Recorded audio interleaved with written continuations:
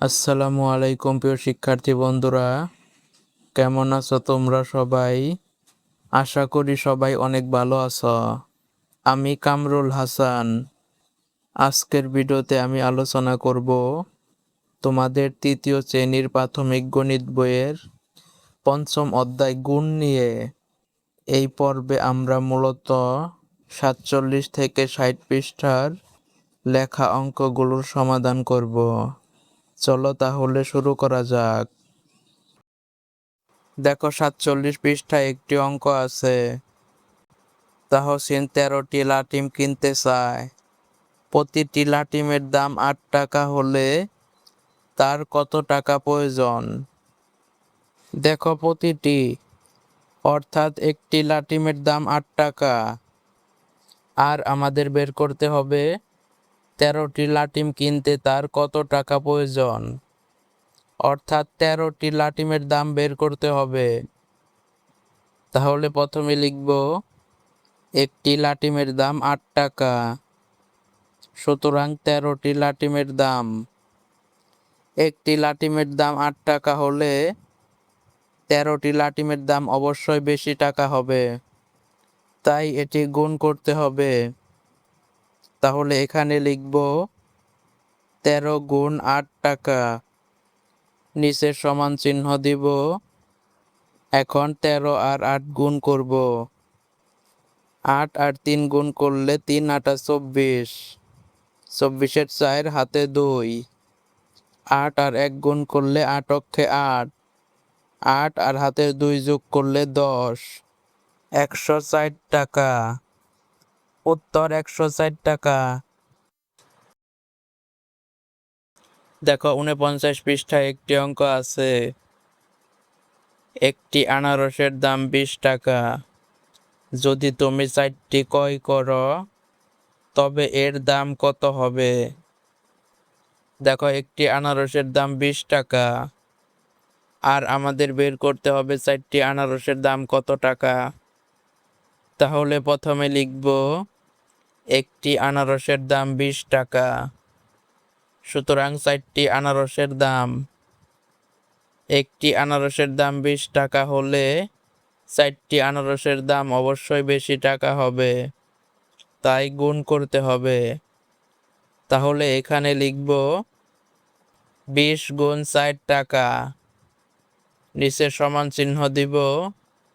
এখন 20 আর 4 গুণ করব। 4 আর 0 গুণ করলে 0, 4 আর 2 গুণ করলে 4 দুগুণে 8, 80 টাকা। উত্তর 80 টাকা।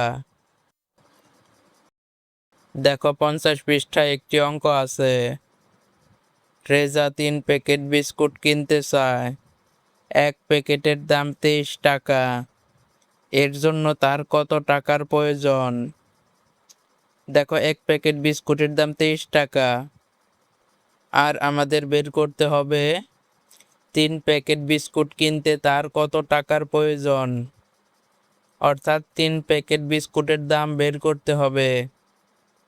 তাহলে প্রথমে লিখব এক প্যাকেট বিস্কুটের দাম 23 টাকা, সুতরাং 3 প্যাকেট বিস্কুটের দাম।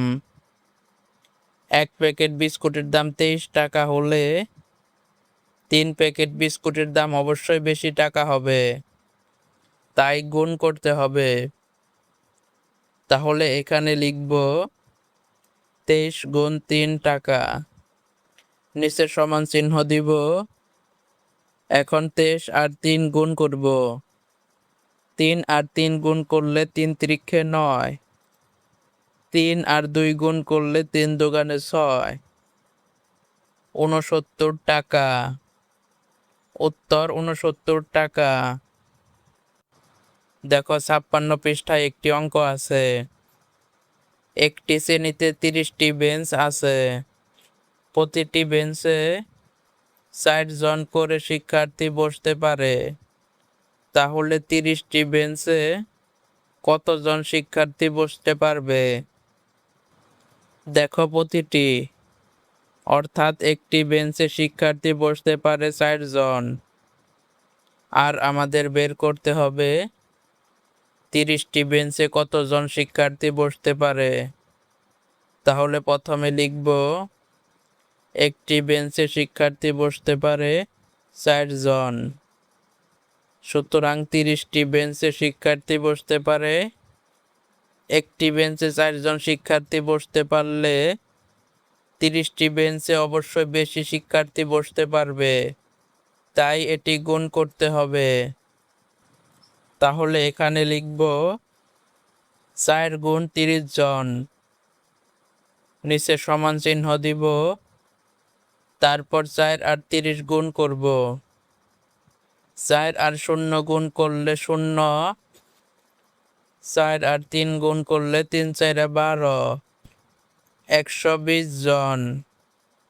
উত্তর 120 জন। দেখো 57 পৃষ্ঠায় একটি অঙ্ক আছে। মিনা 13টি পেন্সিল কিনেছে। যদি প্রতিটি পেন্সিলের দাম 21 টাকা হয়, তবে সবগুলো পেন্সিলের দাম কত হবে?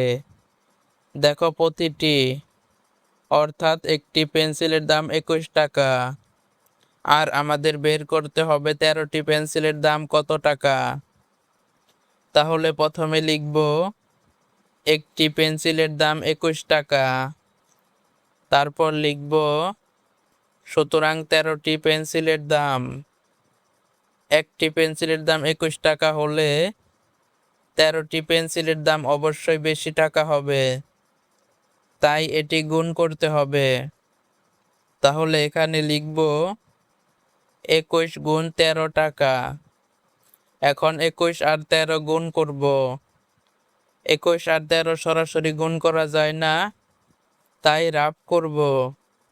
দেখো এখানে উঠিয়েছি 21 গুণ 13। নিচের সংখ্যার একক স্থানের 3 দিয়ে উপরের সংখ্যা দুইটিকে গুণ করতে হবে। 3 আর 1 গুণ করলে 3 অক্ষে 3, 3 আর 2 গুণ করলে 3 দুগুণে 6। দশক স্থানের গুণ করার জন্য এখানে একটি শূন্য দিতে হবে। তারপর নিচের সংখ্যার দশক স্থানের 1 দিয়ে উপরের সংখ্যা দুইটিকে গুণ করতে হবে। 1 আর 1 গুণ করলে 1 অক্ষে 1, 1 আর 2 গুণ করলে 2 অক্ষে 2। এখন এই 2 লাইনের উত্তর দুটিকে যোগ করব। 3 আর 0 যোগ করলে 3, 6 আর 1 যোগ করলে 7, 2 2, 273 সমান 273 টাকা। উত্তর 273 টাকা। দেখো 60 পৃষ্ঠায় একটি অঙ্ক আছে। তন্দা চাকমা গাড়ি চালিয়ে ঘন্টায় 45 কিলোমিটার যান। একই গতিতে 8 ঘন্টায় তিনি কত কিলোমিটার যাবেন? দেখো ঘন্টায়, অর্থাৎ 1 ঘন্টায় যান 45 কিলোমিটার। আমাদের বের করতে বলেছে 8 ঘন্টায় তিনি কত কিলোমিটার যান। তাহলে প্রথমে লিখব 1 ঘন্টায় যান 45 কিলোমিটার। সুতরাং 8 ঘন্টায় যান। 1 ঘন্টায় 45 কিলোমিটার গেলে 8 ঘন্টায় অবশ্যই বেশি কিলোমিটার যাবে, তাই গুণ করতে হবে। তাহলে এখানে লিখব 45 গুণ 8 কিলোমিটার, নিচে সমান চিহ্ন দিব। এখন 45 আর 8 গুণ করব। 8 আর 5 গুণ করলে 5 8 40, 40-এর 0 হাতে 4। 8 আর 4 গুণ করলে 4 8 32, 32 আর হাতের 4 যোগ করলে 36, 360 কিলোমিটার। উত্তর 360 কিলোমিটার। বন্ধুরা, আজ আমাদের ভিডিও এই পর্যন্তই। ভিডিওটি ভালো লাগলে একটি লাইক দিও, আর পরের ভিডিওগুলো পেতে চ্যানেলটি সাবস্ক্রাইব করে রেখো।